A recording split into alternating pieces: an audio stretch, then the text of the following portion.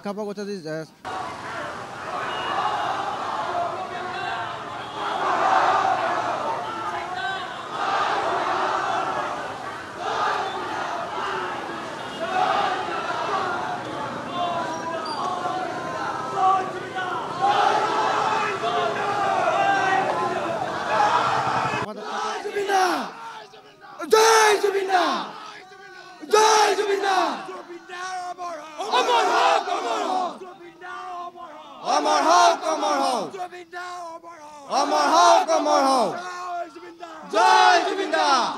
অপূৰণীয় ক্ষতি অসমৰ কাৰণে কি ক'বা আজি দিনটো নিশ্চয়কৈ কালি ছিংগাপুৰৰ যিটো বাতৰি আহিলে তাৰ বাবে গোটেই অসমীয়া জাতিটো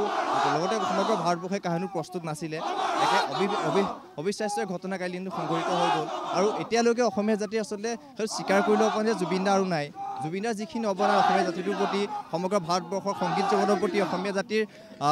চিনেমা জগতৰ প্ৰতি সেই অৱদানখিনি আচলতে কোনো কথাৰে কোনো বাক্যৰে অথবা কোনো বস্তুৱে তেওঁক ধন্যবাদ জনাব নোৱাৰি গতিকে আমি সকলো ছাত্ৰ ছাত্ৰী ওলাই আহিছোঁ তেখেতক শ্ৰদ্ধা জনাবৰ বাবে তেখেতৰ অৱদানখিনিৰ প্ৰতি কৃতজ্ঞতা জনাবৰ বাবে আমি প্ৰত্যেকজন ছাত্ৰ ছাত্ৰী ওলাই আহিছোঁ আৰু আমি যোৰহাট মহাবিদ্যালয়ৰ সমূহ ছাত্ৰ ছাত্ৰীয়ে দাবী জনাইছোঁ যাতে জুবিন গাৰ্গদেৱৰ তেখেতৰ অন্ত্যেষ্টিক্ৰিয়া যোৰহাটত সম্পূৰ্ণ হয় আৰু তেখেতৰ সমাধিস্থলী যোৰহাটত আমি লাভ কৰোঁ ধন্যবাদ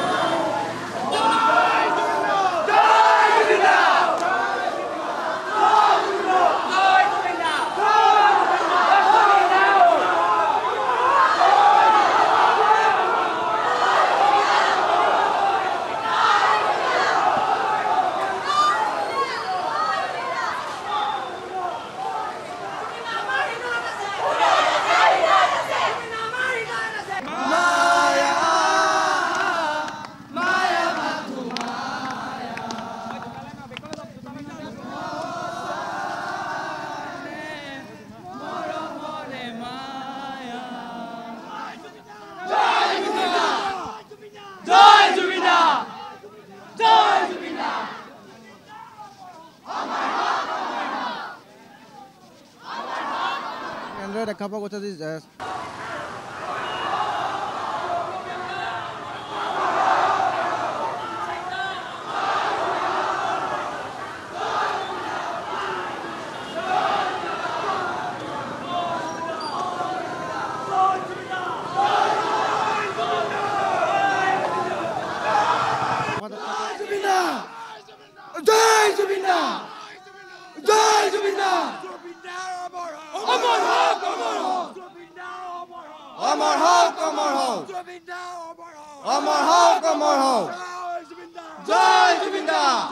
অপূৰণীয় ক্ষতি অসমৰ কাৰণে কি ক'বা আজি দিনটো নিশ্চয়কৈ কালি ছিংগাপুৰৰ যিটো বাতৰি আহিলে তাৰ বাবে গোটেই অসমীয়া জাতিটো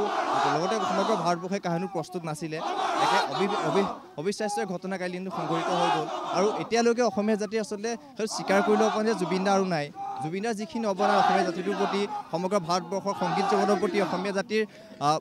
চিনেমা জগতৰ প্ৰতি সেই অৱদানখিনি আচলতে কোনো কথাৰে কোনো বাক্যৰে অথবা কোনো বস্তুৱে তেওঁক ধন্যবাদ জনাব নোৱাৰি গতিকে আমি সকলো ছাত্ৰ ছাত্ৰী ওলাই আহিছোঁ তেখেতক শ্ৰদ্ধা জনাবৰ বাবে তেখেতৰ অৱদানখিনিৰ প্ৰতি কৃতজ্ঞতা জনাবৰ বাবে আমি প্ৰত্যেকজন ছাত্ৰ ছাত্ৰী ওলাই আহিছোঁ আৰু আমি যোৰহাট মহাবিদ্যালয়ৰ সমূহ ছাত্ৰ ছাত্ৰীয়ে দাবী জনাইছোঁ যাতে জুবিন গাৰ্গদেৱৰ তেখেতৰ অন্ত্যেষ্টিক্ৰিয়া যোৰহাটত সম্পূৰ্ণ হয় আৰু তেখেতৰ সমাধিস্থলী যোৰহাটত আমি লাভ কৰোঁ ধন্যবাদ